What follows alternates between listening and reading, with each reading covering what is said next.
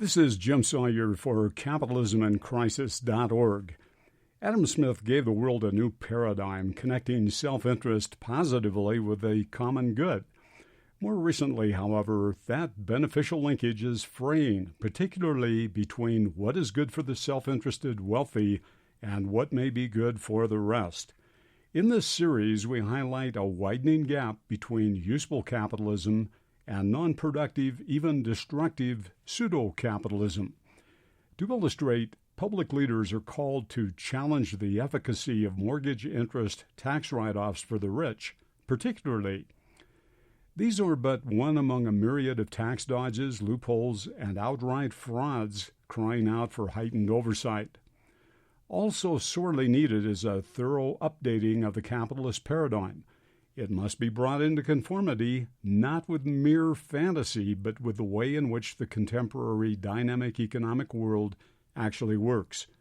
3 approaches are possible, but 2 are doomed.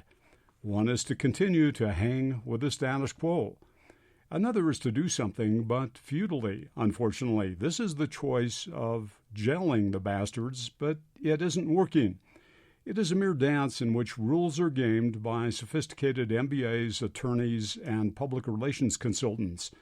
Then more rules are created and broken. It is a pseudo-capitalist dance in which ever more private wealth is stashed in non-productive financial schemes, including real estate, vintage autos, and art. The good news is a third choice could actually lead somewhere. It would require, however, searching, critical, even animated citizen dialogues in public squares across America. It would require naming and defending stewardship for generations yet to be born. It would require a new definition of what is and what is not productive investment capital. To get there, first, we must turn away from destructive rhetoric that impugns the worth of the public square and the value of public service and all things public.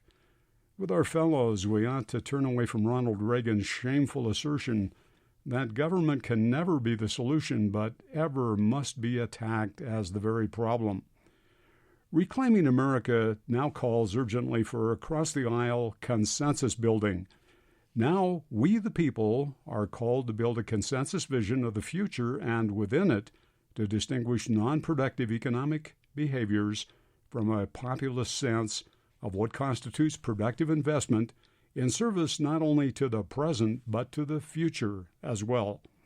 Asset placements we reward publicly must contribute in a stewardship way to the world we choose for our children and our children's children. To that end, it is essential to rethink all subsidies and all tax breaks and the rationale for whether they should continue to be awarded. To get there, we must also specify what constitutes rentier and even egregious disinvestment behaviors, and then scrutinize those behaviors continuously. Well, more on this thing I call relative capital to come. That is, relative capitalism is about setting positive and negative incentives connected to specific outcomes Americans wish to gain or avoid. Capital is not absolute, but relative then, for its specific status becomes evident only according to how the asset is used. For instance, a plow horse in the field is capital, but the same animal assigned as a hobby horse is merely a non-productively used asset instead. The future of American capitalism, I argue, is the future of consensus decision-making about what is productive capital and what is not in public spaces across this great land. From Boulder, Colorado, this is Jim Sawyer for CapitalismInCrisis.org.